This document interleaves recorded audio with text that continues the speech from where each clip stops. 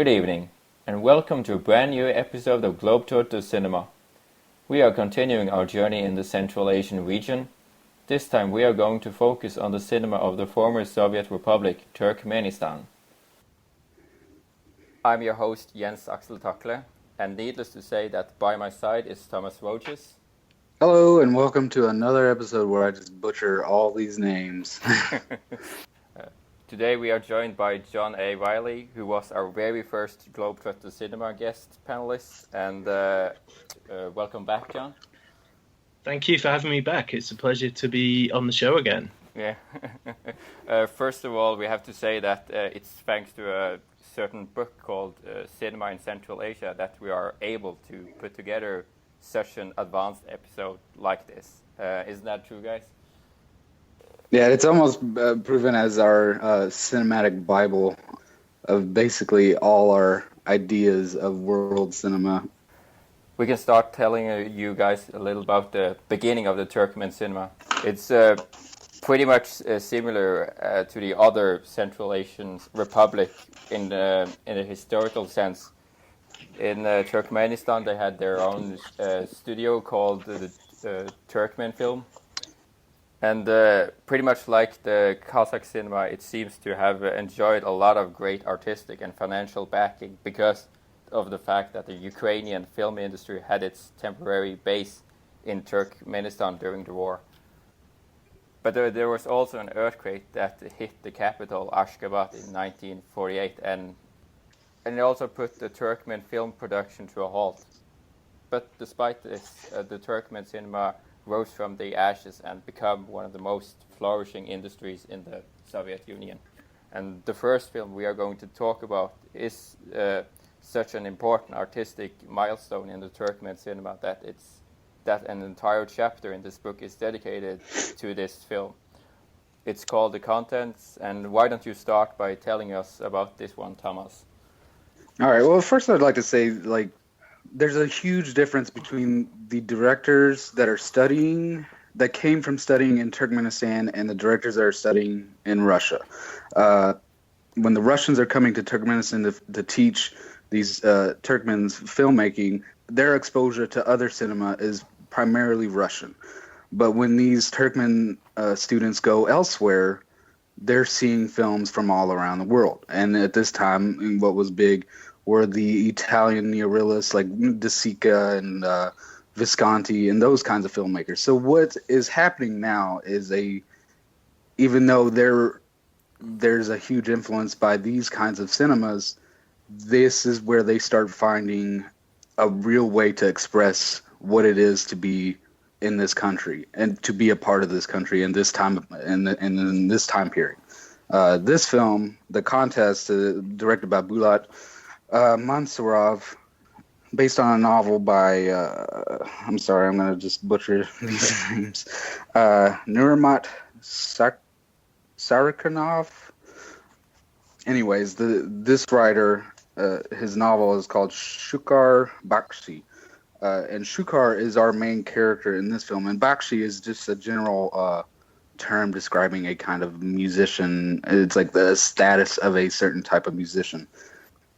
The film just drops us right into the middle of what is called The Contest, which is what this film is entirely about. It's about these two Durat musicians who are just battling against each other. It's like one of one clan is of high esteem, and the other clan is is their best. We don't know what's going on right away. It just kind of throws you right in the middle of this battle, and what you come to find out is that the Khan of Tehran has plundered this city and has taken Shukar's brother captive. What Shukar does is, instead of creating war or going to war to save his brother, he feels that art will always prevail in the face of war and make people understand what it is to, be happy and live in a peaceful time and settle these things without mass bloodshed.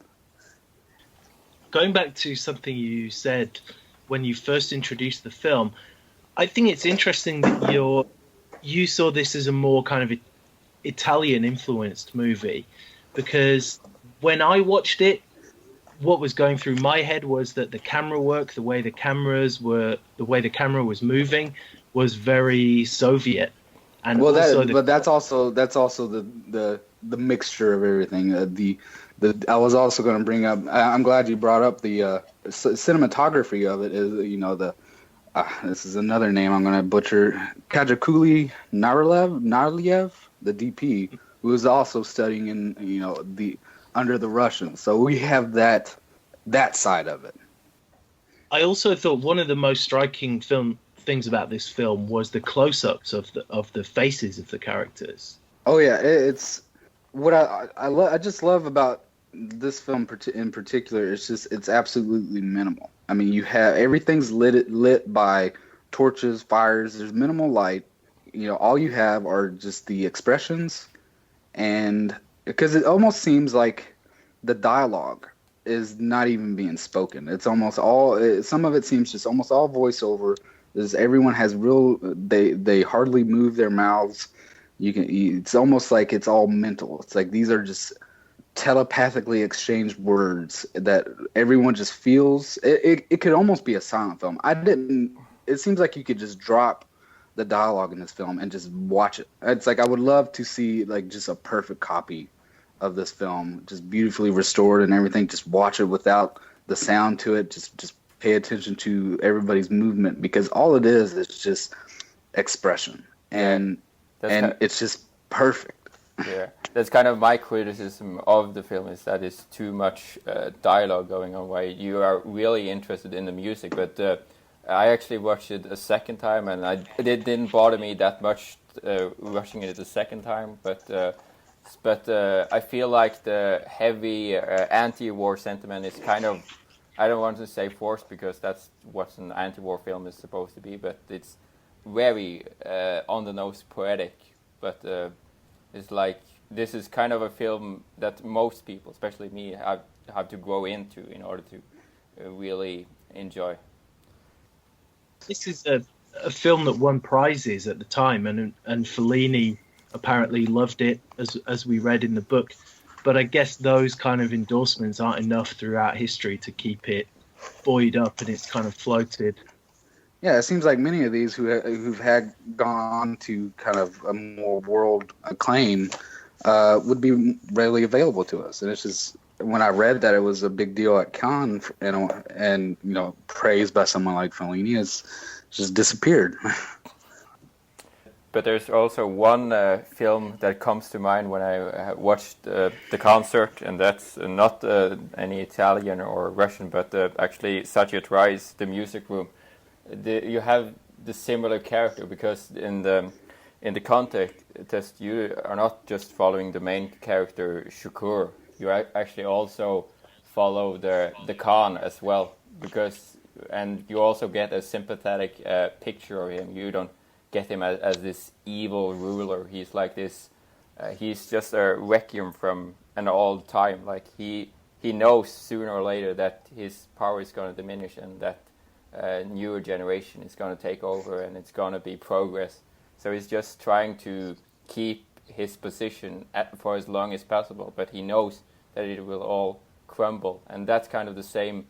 This is kind of the same theme that we saw in The Music Room, with the aristocrat that has to adapt to the new Indian way of life, and he kind of passes the time just listening to music, and it's kind of the same enchanting music you see in the contest that you see in The Music Room, the almost hypnotic dancing, and you just get really sucked into it. Yeah, and you also see that the Khan is he's realizing that his power isn't exactly what it's made out to be. And when the contest is over, even though Shukar has won, he wants to declare him the loser, because he wants to make himself feel important to his people. He declares him the loser, and he wants to go to war, and his people are just outraged. And he's realizing that being a leader is not all about being the toughest in the room. It's just about what is in the best interest of the people under you. And he's realizing that sentiment from ago is completely different from now. And you see him struggling with it. He finds a real cool way to let it go. It's like, oh, that was just a joke. You were really scared, weren't you? And it was just such an easy way out. He's just trying to make himself stay around that little bit longer, and it's just cop out on his part. Yeah.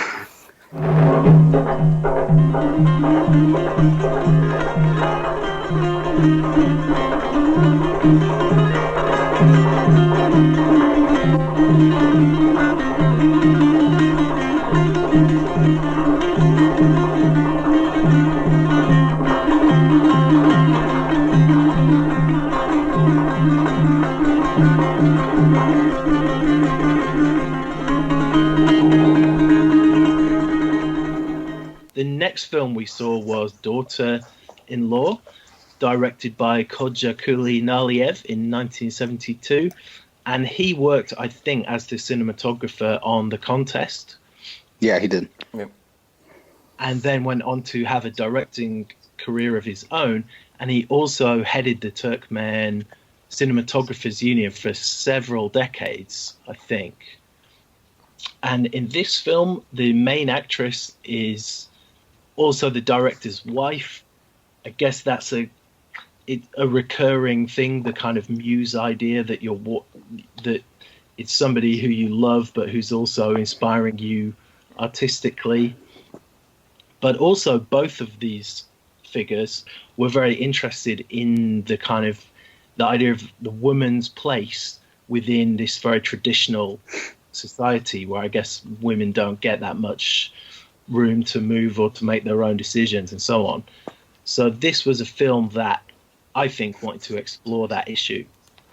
So we meet this young woman who lives in a yurt in the desert with her father-in-law, and they're kind of herding sheep around. They live this very pastoral life, but you also get the feeling that it's quite a what would you call it? Quite a harsh life. There isn't really much spare food to go around or much time for leisure or really enjoying yourself.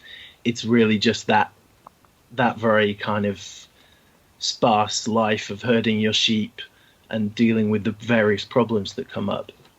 But this woman is married, and the way that the film unfolds, it unfolds in this very slow kind of dreamlike way, but we gradually come to realize that her husband is dead. He died in World War II, and he's not really coming back. But she doesn't really want to believe that, and I guess she knows if she goes back to her family, she'll have to admit that he's dead, and B, kind of divorce. I mean, it wouldn't be divorce exactly, but kind of remarrying somebody else is quite a difficult thing in her society, and she can't really be single. So she's kind of trapped in this limbo-like state where she has to stay with her father-in-law and kind of tell herself that her husband is going to come back. Yeah, but actually in the film it says that he is missing in action and that there might be a possibility that he is alive, but it is presumed that he is dead. But in the ending of the film, it's a really open ending, because the old father is walking in the desert, and then he certainly starts crying because he's looking at something, apparently, and you kind of see this, because there's a lot of dream sequence about her fantasizing about her husband coming back, and then in the ending you also see this shot of her husband walking in the field, and you kind of have to ask yourself, is this reality or is it a dream? And apparently this is the case with most of Narliev's film as well. It's really open endings. I think with these ethnographic type films, though, can't we just all assume that the worst? Because nothing really works out for these people. Yeah. Well, what I would have said is that I feel like it's maybe almost the two basic personality types, that you're either the person who thinks, oh yeah, he might come back, there's a chance, or if you're a pessimist like me, you're like, yeah, he's dead, let's face up to it, he's gone, he's not coming back. Well, I think what we really see the wife, how she reacts throughout the film. I really divide this film into two parts. Now, both centered around the wife, of course. But the first half is the wife knowing that he's still alive somewhere. She has zero dialogue. What if she says anything? It's in some kind. You can see her mouth moving, but there are no words, no audible dialogue whatsoever. And then the second half, she speaks more and more. It's like her dialogue becomes more and more, and she speaks rapidly. She's erratic. It's her. I think it's really her coming to terms with the fact that he's actually dead. She will never see him again. And I like how this film starts out too. It starts like John said. It's a very dreamlike. It's almost like a surreal leeway into the core of the story.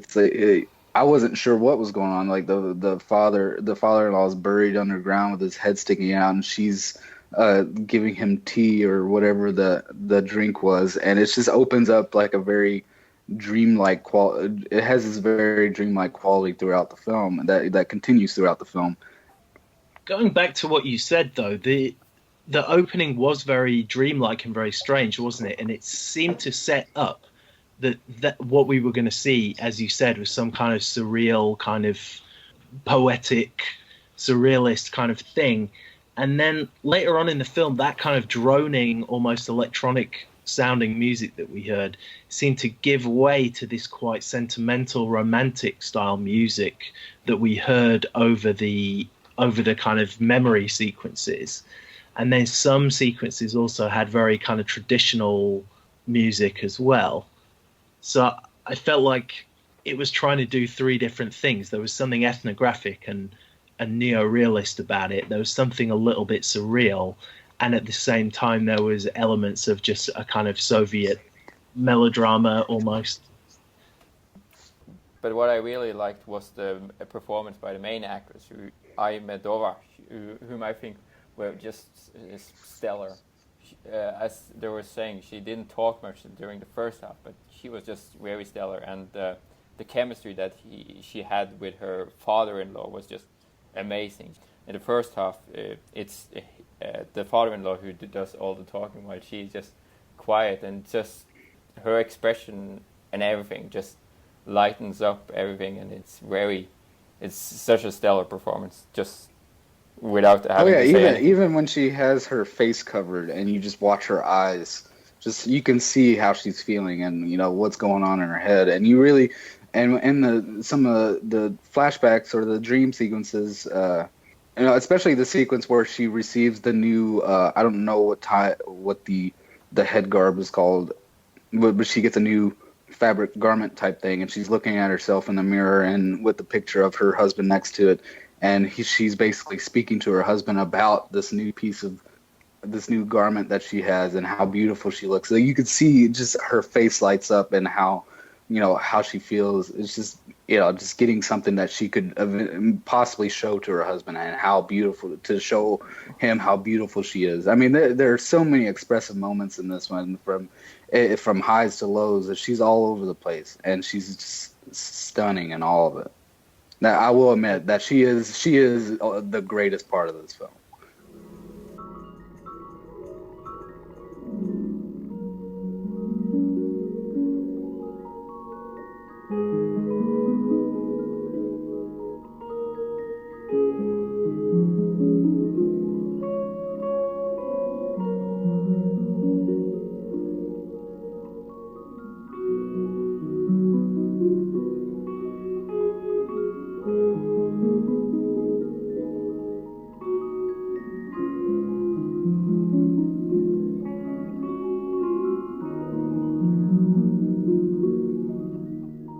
Our next film, Volchitsa, is a film that is not registered on the IMDb and not even mentioned in the book, and therefore we have little information about it.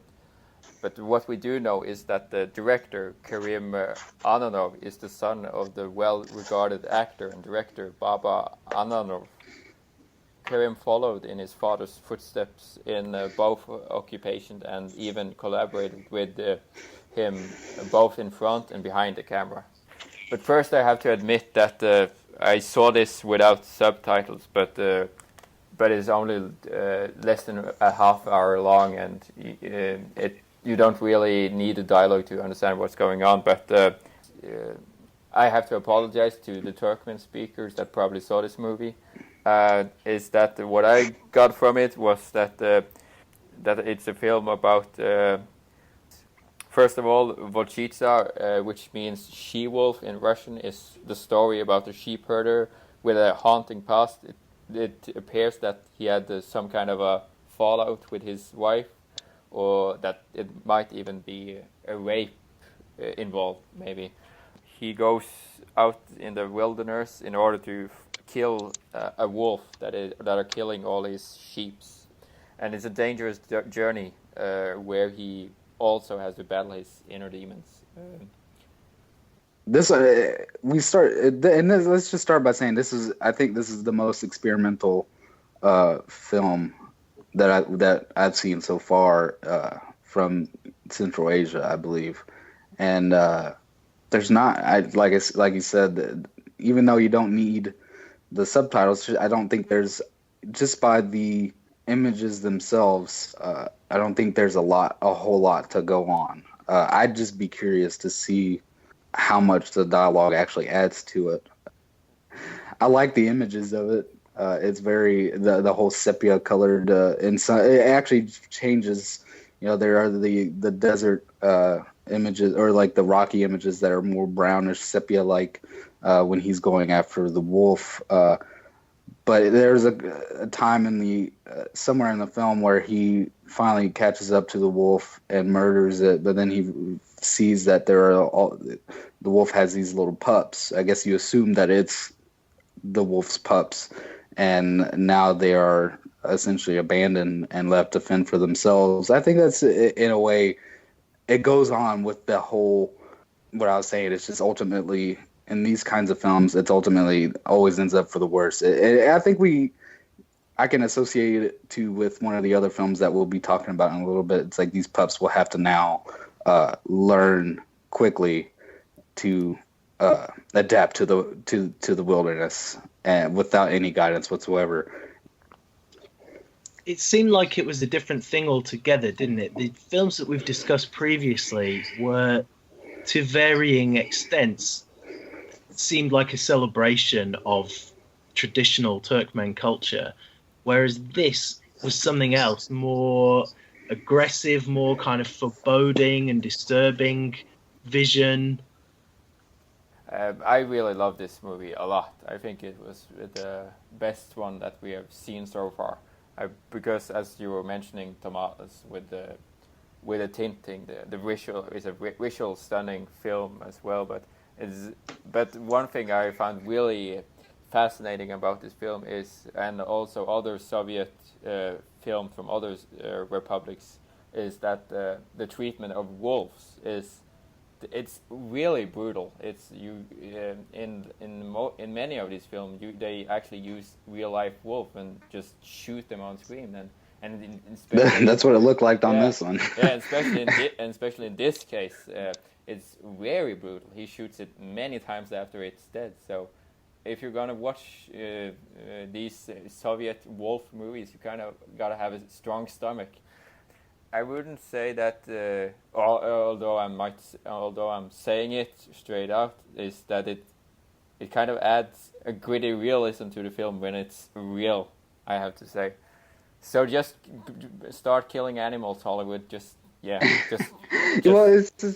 it's a thing that obviously in our current climate that people watch these things. Oh, they killed this poor animal. They killed this poor animal. It's like, but this is the best way they have to represent their ideas. And there's no getting around it. It's kind of what Andrei Rublev, when they forced the horse down the steps and they speared it and everything. It's like this has happened throughout time. These are the ways. If you want to get your point across, and you have no other way to go about it, you just got to do it.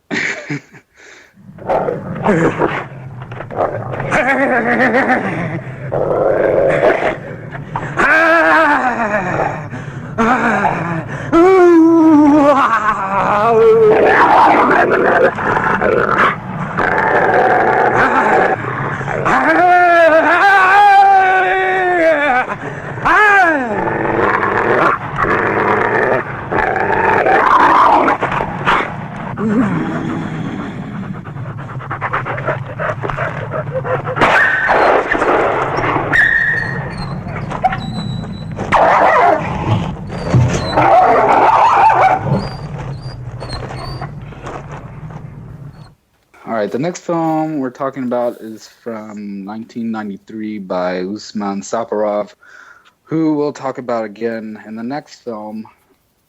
But this film right now is called Little Angel Make Me Happy, or As a Baby Angel Give Me a Treat. I think I've seen a handful of names.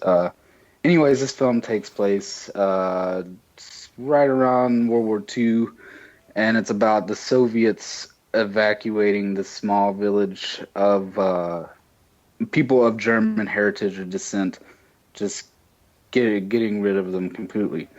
But what's left behind are, the pregnant women or the children. The children are basically stripped of their families, and who we follow here is a young boy named George, I guess Jorg, and his dealing with living on his own. Just like I was talking about in the previous film, Volchitsa, we're left with a group of children that have to fend for themselves, and you see how resilient especially children, I think, are much more resilient than full-grown adults, because they have no idea what's going on, and all they're left with doing is just trying to survive on their own. They have no one to take care of themselves. And what happens is we see the daily lives of these, the group of German kids, struggling for food, having to deal with the passing of their friends, and trying to, because they have no idea of what's going on. They don't know that being a German or being a Turkmen there's no one is an enemy and one isn't. We see there's this constant struggle, and the little angel of the film is this idea of this Easter tradition where a nest is put up in a tree and gifts are dropped into the nest, and this boy has this faith in this little angel. It doesn't have to. He's confronted at some point in the film by someone else, like, this is just an Easter thing, but it's that idea. It's like, if there's an angel that is looking out for people, it'll be any time. It doesn't have to be a specific time to be, helped. And what happens is the mother who's basically taken him in just leaves little things like milk, and it's like, oh, the little angel brought this glass of milk, which is actually her milk from her breast that she's been getting. She just had a child, so she's taking care of her infant while trying to take care of this young boy. I guess I don't know how old he, 4, 5, 6. Man, that's maybe too old for him, but so he's basically surviving on breast milk that is meant for this infant. And it's at the end of this film, I don't think there's any hope for these kids, because every time they put faith into this nest that this angel drops in, it's like something always happens. Like the last scenes in the film, there's an egg. When he goes up to see the nest, there's an egg in it, and he drops the egg. It's like this egg that could possibly supply him with some kind of food is dropped, and it's taken away from him. And so you see after that, you see him just waiting in a tree for something to happen, and you see that he's kind of lost that faith in some kind of being watching over him there. And it doesn't work out for these people. So no, it's only negativity from start to finish. But it's also very touching or very sad that the way that it's his aunt actually that kind of nurture this childish belief, even though it may cause great pressure on her and her surroundings as well. So it's a really hard film to watch, I have to admit. Yes, well, I have two comments which are totally unrelated to each other. The first one is that as I was watching this film, I started thinking about one of the films that we watched in your very first episode, A Gift for Stalin. And I thought there were certain similarities. But then when I started thinking about it a bit more, I realized that in that film, people are being deported to Central Asia, whereas in this film, they were being taken away from Central Asia. So it just started to get me thinking about just how much moving around of populations Stalin was doing at that time. One big similarities between the two movies, Gift to Stalin and Little Angel, is that it seems to, like the old narrative of the patriotic war was the German against everybody else. Now it's kind of been reversed. Now it's the German and the local population, in this case the Turkmens against the Russians. It's the Russian repression now, and they are not afraid to show it very clearly that it's the Russian oppressor that is the fault of all this these atrocities and this way of life. And my second unrelated comment was that I was just also thinking about the Italian neorealism, because I feel like the child's point of view, the child's eye point of view, is something that's common to a lot of those Italian films, and that's something we were seeing here.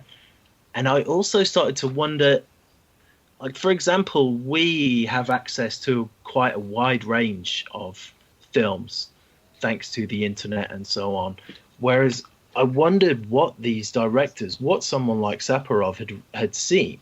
He studied in Moscow. He'd obviously seen Italian neorealist films there and a lot of Soviet films. But what else is influencing this national cinema? Just those two things, or? I think these two things are kind of related, because we're seeing a boy that lives in this country, and he's German. He essentially doesn't belong here, but the little German boy. This is what the passage that kind of caught my eye. The little German boy represents a non-Asian living in Asia, but for whom Central Asia is a true non-historical motherland. This is a region of the world that had no grounds. There was nothing. You had the Russians. You had all these kinds of groups living in this area, but no one really, there was nothing that these people identified as, these are the Turkmen people land. There's nothing saying that this is who's in whose land. These people aren't, what define this area. And what we're getting now with these films is the attempt to create who is from this, like the identity of these people. And I think they saw what was happening post World War II, so they took that they saw, what was it to be an Italian living in this time. So let's say, what is it going to take to be a Turkmen living in this time? This is their attempt, and that's what they took from those movies to try to develop. They were doing whatever they could to develop that identity.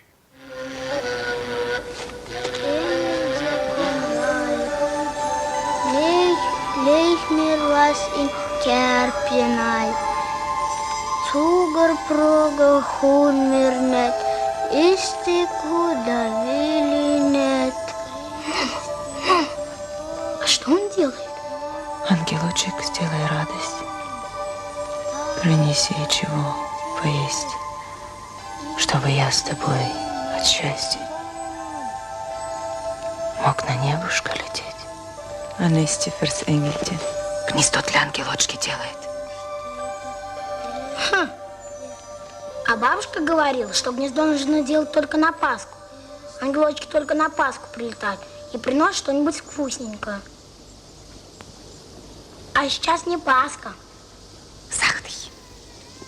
But it seems like Uzmaan Saparov continued with a certain German connection, because the year after Little Angel Makes Me Happy, he co-wrote the screenplay for a film named Karakum with a German director, Arend Agthe. In this film, we follow a young German kid, the 13-year-old Robert, who has to fly all the way from Germany to Turkmenistan to visit his father, who is working as an engineer in the middle of the desert constructing oil pipelines.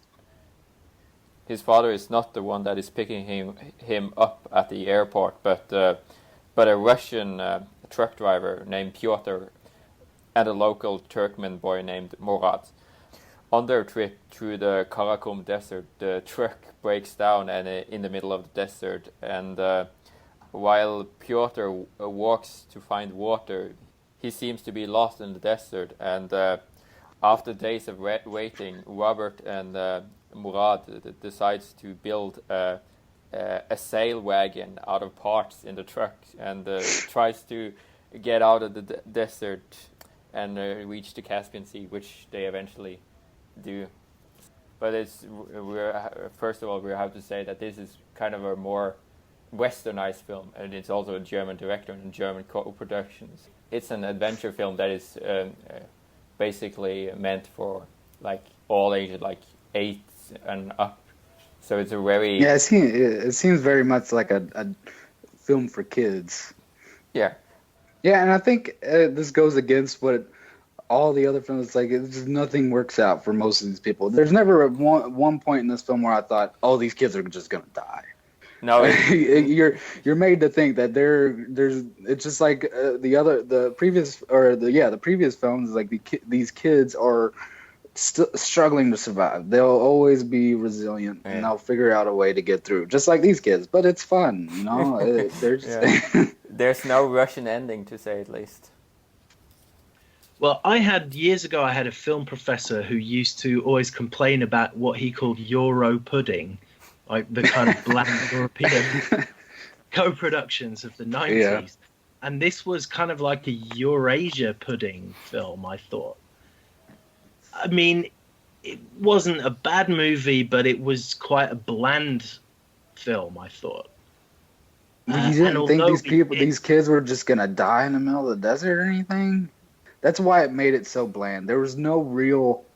It didn't seem like there's much of it at stake for these kids, because it made it seem like they're just going to come out on top every single time. It's like you had no reason to believe that, you know, they were going to face... I mean, I think the only time where they got into some real trouble were the drug bandits. It's like, oh, you're at the hands of someone else, the vicious killers, but they do stupid stuff. So it's like you never really thought that there was any real danger. It was sort of like a boy's own type adventure from an earlier era, if you know what I mean. You know, those kind of almost like Enid Blyton or Hardy Boys, that kind of ballpark area where these kids are just on their own and they're kind of having an adventure in the desert. But as you say, for an adult viewer, there's no real sense of danger. And I think maybe for a child viewer at that time, I hate to say it, but you think about the stuff that was coming out of Hollywood, exciting blockbusters with special effects and so on, and who was really the audience for this film? I like the dynamic between the two kids is great. I mean, just watch it because they don't speak the same language, but they're communicating and collaborating on getting out of an issue, and that's what you do. I just thought that was fun. I mean, they're a fun group of kids. You know? Yeah. And then you got Piotr, who's just a knucklehead. His sideburns that come down to his chin, those are awesome. They were fascinating, weren't they? A life of their own, almost. Just immediately, it's like in the desert, he has these immaculate chops. I mean, perfect. And it's just because it's like, if you're a father and your son's coming from Germany, it's like you just take the time to go pick him up. Yeah. Don't let him leave him in the hands of your drug smuggling truck driver. So.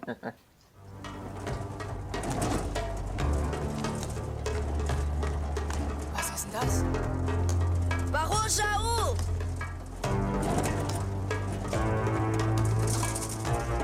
Vorsicht! Achtung, halt dich fest!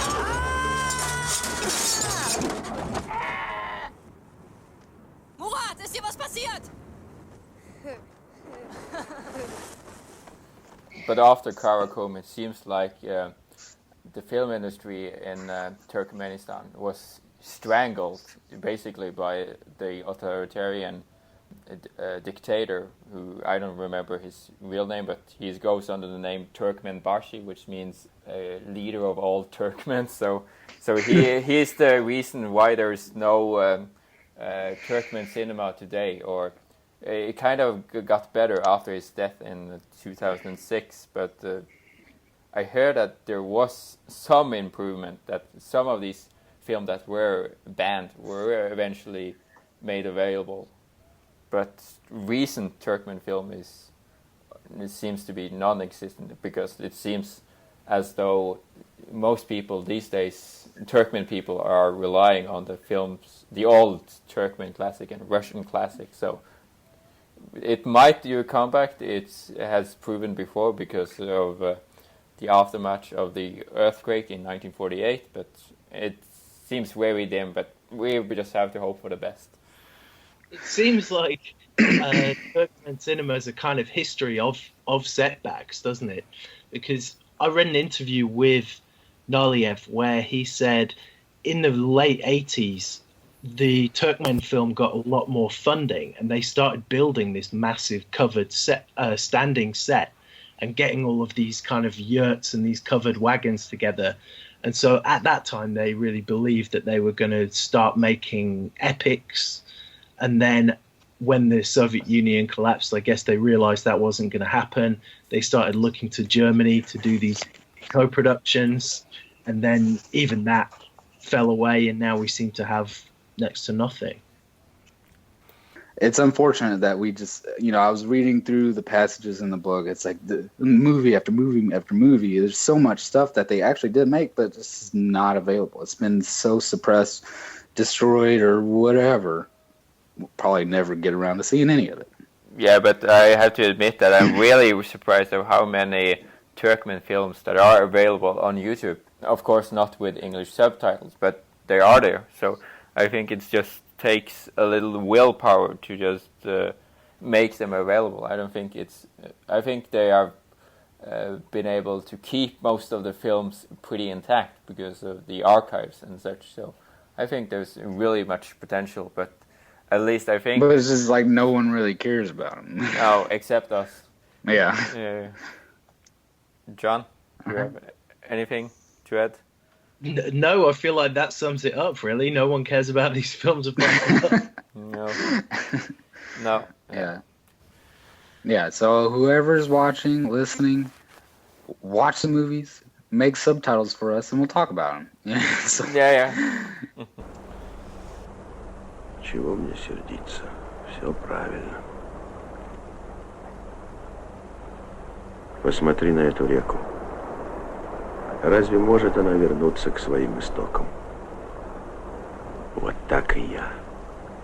Хотел бы начать жизнь сначала, но не могу. That's it for this time. If you liked watching this episode, be sure to check out our other Globetrot Cinema episodes, especially those about other Central Asian countries.